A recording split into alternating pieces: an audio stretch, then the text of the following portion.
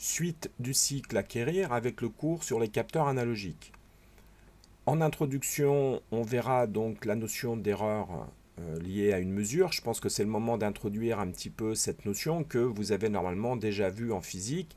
Donc je m'attarderai uniquement sur l'aspect calculatoire, exploitation des erreurs de mesure pour calculer une autre grandeur, comment est-ce qu'on gère les erreurs. On verra ensuite tout ce qu'il y a à connaître en termes de vocabulaire, définition sur les capteurs analogiques, et on terminera par quelques exemples de capteurs analogiques. On ne peut pas être exhaustif dans ce domaine, on essaiera de taper sur les principaux capteurs qu'on retrouve dans nos concours. Alors, on va voir la notion d'erreur absolue et relative qu'il faut savoir maîtriser, mais surtout, on verra comment on utilise ces erreurs pour calculer une autre grandeur. On verra ça tout de suite après l'introduction du cours. On verra ce qu'est la sensibilité d'un capteur, c'est une notion importante, et la précision d'un capteur, ainsi que les problèmes d'offset et de linéarité par exemple. Et dans les exemples de capteurs, on verra comment mesurer une tension. Ça c'est assez simple, puisque un simple pont diviseur de tension nous permet de mesurer une tension. Comment mesurer un courant, comment mesurer une vitesse, un effort et une température. Voilà pour les principaux éléments du cours. Alors on va commencer par les incertitudes de mesure. On va déjà voir que toute mesure comporte une incertitude, ça c'est une évidence, et qu'on pourra exprimer de deux façons. Soit sous forme relative, soit sous forme absolue. Si je prends un exemple d'une température de 20 degrés Celsius, plus ou moins 1 degré Celsius, ça signifie que la valeur réellement mesurée, elle est incertaine, elle est autour de 20 degrés et elle est comprise entre 19 et 21 degrés. On notera la valeur de l'incertitude absolue, c'est delta T égale 1 degré Celsius. C'est une valeur qui sera toujours positive. Delta T est toujours positif. Et on a la valeur de mesure qui est centrée autour de l'incertitude absolue. C'est aussi un nombre avec une dimension. On a bien 20 degrés plus ou moins 1 degré. Donc, il faut bien penser que, que ça a une dimension, donc une unité, très généralement, sauf pour des grandeurs sans unité, elles sont rares, mais elles existent. C'est, on va dire, le plus grand écart possible, en plus ou en moins, par rapport à la mesure de t. L'incertitude relative, c'est le pourcentage que représente l'incertitude absolue par rapport à la valeur de la mesure. On peut noter dans le cas général pour une mesure m, delta m sur m. C'est un nombre ici maintenant qui est sans dimension et qui s'exprime généralement en pourcentage. Alors, une fois qu'on a pris des mesures, on peut utiliser ces mesures pour calculer une autre grandeur. On peut, par exemple, mesurer des dimensions et calculer le volume de quelque chose, mesurer la longueur et le diamètre d'un fil, essayer de trouver sa résistance. Chacune des mesures, le diamètre, la longueur, sont pris avec une incertitude, et donc quelle va être l'incertitude? Ces incertitudes ne sont pas les mêmes, et quelle va être l'incertitude finale sur le calcul de la résistance ou du volume qu'on recherche. Alors, c'est ce qu'on va essayer de voir pour des opérations simples. On va essayer d'imaginer qu'on a deux mesures, x et y, donc entachées d'une erreur absolue delta x et delta y. Et on va voir l'incertitude sur les opérations les plus courantes. Imaginons qu'on fasse la somme, qu'on ait un calcul qui nous fasse x plus y. L'incertitude absolue sur z, ça sera donc delta z égale delta x plus delta y. Donc les incertitudes absolues s'ajoutent lorsque mon calcul est une somme. Par contre, lorsque je fais une différence, l'incertitude absolue sur z, c'est toujours une somme. Pourquoi? Parce que on cherche delta z le plus grand écart possible par rapport à la mesure. Or, justement, quand je dis que j'ai delta y comme valeur, je peux être à plus delta y ou à moins delta y. Et donc, comme delta z doit être strictement positif, qu'il donne les valeurs les plus grandes possibles en écart par rapport à la moyenne, on voit bien qu'il faut faire la somme de ces deux incertitudes et ne pas les soustraire. Sinon, on pourrait se retrouver dans des cas où on n'aurait plus d'erreur de mesure. On fait deux mesures à 1 mm et on fait une soustraction et puis il n'y a plus d'incertitude. Non, non. Si on fait deux mesures à 1 mm et qu'on les soustrait, eh bien on a une incertitude de 2 mm. On voit bien que dans le cas le plus défavorable, il faudra prendre plus 1 mm dans un cas et moins 1 mm dans l'autre cas pour trouver le cas le plus défavorable. Donc bien retenir que les incertitudes absolues s'ajoutent car on recherche le plus grand écart à la mesure. C'est un petit piège qu'on trouve ici. Si on fait le produit XY, l'incertitude absolue sur Z, c'est la somme des incertitudes relatives.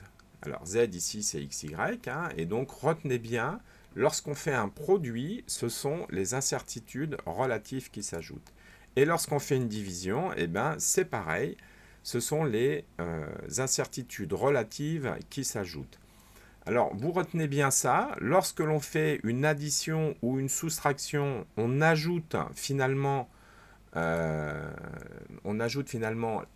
les incertitudes absolues, et lorsqu'on fait une multiplication ou une division, on ajoute les incertitudes relatives. On va prendre ici quelques exemples. Alors, soit x plus ou moins delta x égale 2,1 plus ou moins 0,3, c'est-à-dire 14% de précision, et y qui vaut 0,75% plus ou moins 0,5, c'est-à-dire 7% de précision. Si je fais la somme, z égale x plus y de 85, quelle est, à votre avis, l'incertitude absolue? Alors, on fait une petite pause, vous prenez le temps de chercher. Alors, on l'a vu, tout simplement, je fais une somme, donc j'ajoute mes incertitudes absolues. Et ça me donne 0,35. Donc, du coup, mon résultat tombe assez rapidement. Je trouve donc 12% d'incertitude. Donc, finalement, une incertitude qu'on voit qui se trouve à mi-chemin entre les deux. Ici, j'avais 14, ici j'avais 7. Si je fais la soustraction, mon incertitude ça va être la même. Par contre, comme on a une soustraction, mon incertitude relative va être beaucoup plus grande, puisque ma valeur de z est plus petite. 26% d'incertitude dans ce cas-là. Si on fait le produit, à ce moment-là, on va additionner nos incertitudes. Et donc, pour trouver l'incertitude absolue, je fais donc delta z sur z, c'était la somme des incertitudes relatives. Donc, delta z, c'est xy fois la somme des incertitudes relatives. Je fais mon petit calcul et je trouve 0,33. Très rapidement, je refais ma valeur qui vaut donc 1,58 plus ou moins 0,33. Et ici, j'ai 21% qui est bien la somme de mes deux incertitudes relatives. Si on fait la division, je vais retrouver forcément la même incertitude relative, simplement on ne sera pas autour de la même valeur, donc on n'aura pas la même incertitude absolue. Je peux porter le calcul, ici mon incertitude absolue, elle est là, mais je me retrouve avec une incertitude relative qui est la même. Voilà, il n'y a pas grand-chose de compliqué à retenir ici, sur ces deux petits exemples. Quand on fait des sommes, on ajoute les incertitudes absolues. Quand on fait des produits, finalement, une soustraction, c'est une somme, c'est ajouter l'inverse. Quand on fait une division, c'est multiplier par l'inverse. Donc, quand on fait des sommes, on ajoute les incertitudes absolues. Lorsqu'on fait des multiplications, des divisions, on ajoute les incertitudes relatives. Alors, on peut avoir des calculs plus complexes à faire. À ce moment-là, on va utiliser la méthode différentielle des logarithmiques. Alors, on va imaginer, là je vous présente très rapidement et je laisse au professeur de physique être plus précis sur ce domaine, seul l'aspect calculatoire m'intéresse. On va donc imaginer une fonction, f d'x, y, on pourrait imaginer 3, 4, 5 variables, c'est pas du tout gênant. Dans nos formules, on a bien souvent plus que... le résultat est bien souvent dépendant de 2, 3, 4, 5 données du problème. Donc la méthode sera d'indiquer la fonction utilisée, donc le résultat qu'on recherche, g égale, m égale, etc. Donc en fonction des différentes variables. On prend le logarithme népérien de chaque côté de l'équation, et comme le log de f c'est f' sur f, quelque part, on obtient notre delta x sur x. C'est ça l'idée. Donc on va dériver l'équation obtenue à l'étape précédente et on va remplacer les variables utilisées par leur valeur numérique. Hein. Donc on va remplacer les f' sur f par finalement delta f sur f. Hein. C'est ça que ça veut dire. Alors on va passer aux applications. Il y a quelques petites subtilités, toujours pareil, liées au fait qu'on recherche le maximum. Hein. Donc si je prends l'exemple de mon addition, ben, je vais prendre log de z égale log de x plus y. Hein. Donc, quand je passe aux incertitudes, j'ai donc delta z sur z égale delta de x plus y, donc delta x plus delta y sur x plus y. Hein. Et finalement, on retrouve exactement ce qu'on avait vu avant, hein, c'est-à-dire que les incertitudes, ici, hein, puisque z c'est x plus y, on peut simplifier, on retrouve delta z égale delta x plus delta y. Hein, donc il n'y a pas de problème, on retrouve le même résultat que ce qu'on avait vu avant, ça c'est pas une difficulté. Si je fais la soustraction, ben là il va falloir faire attention puisqu'on va se retrouver avec notre logarithme de x moins z, et quand on va passer au delta, et là on a delta x plus delta y, enfin delta de x moins y, c'est delta x plus delta y lorsqu'on fait des calculs d'erreur. Encore une fois, les incertitudes s'ajoutent toujours. Hein.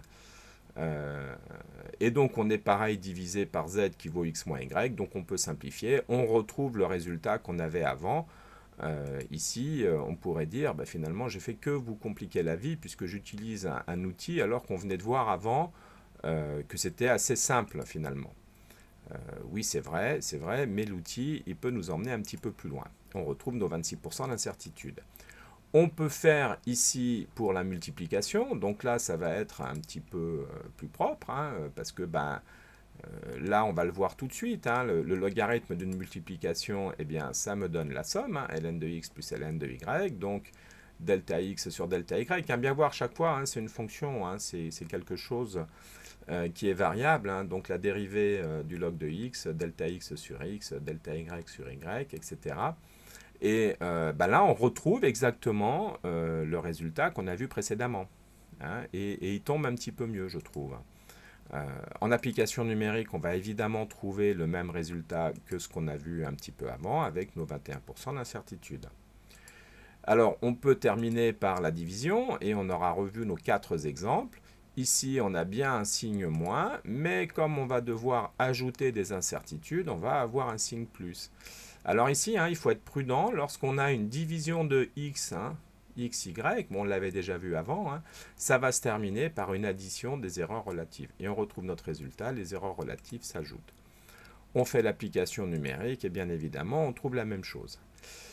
Alors, deux méthodes pour arriver à la même chose, sauf qu'effectivement, on peut faire des choses un peu plus compliquées. Imaginons qu'on ait un calcul ici, qu'on ait à faire, par exemple, z égale x fois sinus θ, et puis on a x à 14%, qui vaut 2,1 plus ou moins 0,3, et on a θ à 43 radians, plus ou moins 1 radian, plus ou moins 1 degré, pardon, 43 degrés plus ou moins 1 radian, ou 0,75 plus ou moins 0,02 radian. C'est-à-dire une précision de 2%. Alors quelle est l'incertitude sur z? Alors la méthode qu'on avait vue précédemment, elle ne marche plus, parce qu'on a bien une multiplication, mais on fait un sinus θ. Alors là, on va appliquer, hein, tout simplement, on va faire ln de z égale ln de x plus ln de y. Ici, il y a une petite erreur, hein, c'est ln de x plus ln de sinus θ. Qu'on va donc obtenir ici delta x sur x. Attention, ici, il va falloir dériver sinus θ. Et donc, sinus θ, ça va être dθ cos θ. Et donc, dθ cos θ sur sinus θ. Voilà, prenez bien le temps de regarder. Ici, la difficulté, elle se situe dans le passage, hein, de la dérivée logarithmique de sinus θ qu'on obtient en dθ cosinus θ divisé par sinus θ. Et donc là, maintenant, on peut calculer notre incertitude relative. Et donc voilà, c'est pas très compliqué. On remplace par les valeurs qu'on a obtenues. Voilà, donc sinus 43 sur sinus 43 degrés. Il faut bien évidemment mettre ici θ en radian. Hein. On ne peut pas laisser θ en degrés. Et donc, on obtient un delta z qui vaut 0,2353. Et quand on fait l'application numérique, on a une incertitude de 17%. Voilà, donc bien faire attention à ça, hein. Je crois que c'est l'exemple le plus intéressant ici sur lequel il faut s'attarder un petit peu. Et là, on a quelque chose de compliqué. Donc on va faire un autre exemple, le calcul de la surface d'une sphère, hein, par exemple. On a la surface d'une sphère qui est connue, on connaît son rayon à 14%. Et quelle va être l'incertitude sur le calcul de sa surface, hein, qui vaut 4 pi r carré? Et ben on passe pareil aux dérivés, et là on se rend compte que les coefficients qu'on a devant, ben quand je les dérive, ça fait 0, hein. Donc en fait les coefficients ne viennent pas modifier l'erreur relative. Ils viennent modifier l'erreur absolue, mais ils ne viennent pas modifier l'erreur relative. Et donc j'ai mon R au carré ici, lorsque je dérive, ça fait 2 ln de R, donc 2 delta R sur R. Et donc mon carré ici se retrouve à multiplier mon erreur relative par 2. Bah, c'est assez logique finalement, parce que R au carré c'est R fois R, hein, et si je prends le résultat précédemment, lorsque j'ai une multiplication, j'ajoute, donc j'aurai delta R sur R plus delta R sur R, ou 2 delta R sur R. Donc là aussi, prendre le temps de regarder ce calcul, là, puisqu'il est assez intéressant, et il nous montre une exploitation assez rapide de la différentielle logarithmique, pardon, et on trouve donc une erreur de 15 mètres carrés, soit 28% d'incertitude, c'est le 2 fois 14%, hein, et le 2 fois, il est lié au R au carré. On va terminer avec ici un petit calcul, hein. On va imaginer qu'on a une résistance et dont on mesure la longueur avec 5% et on mesure le diamètre du câble avec 1% de précision. Et donc, quelle est la précision de la longueur lorsqu'on fait R égale R fois S sur ρ, hein. On considère qu'on connaît ρ, on pourrait aussi dire que ρ, on a une incertitude sur sa valeur en fonction de la qualité du métal utilisé. Et bon, tout simplement, hein, on va prendre notre dérivé, delta L sur L, delta R sur R, plus 2, delta D sur D. Voilà, donc il n'y a pas tellement de difficultés ici, hein. On connaît son diamètre, hein. Et donc on va avoir une précision, on va donc avoir 5% plus 2 fois 1%. Hein. Voilà, on n'oublie pas que R, S, c'est pi d2 sur 4. Hein. Voilà. Et donc c'est l'intégration du pi d carré sur 4, hein, dans le calcul qui va m'amener à ce résultat lorsque j'oublie le pi et le 1 quart dans le calcul. Et donc ça m'amène à une précision de 7%. Voilà, en termes d'introduction sur des méthodes un petit peu pour nous sensibiliser aux différentes erreurs relatives et absolues et à leur intégration dans un calcul plus complexe.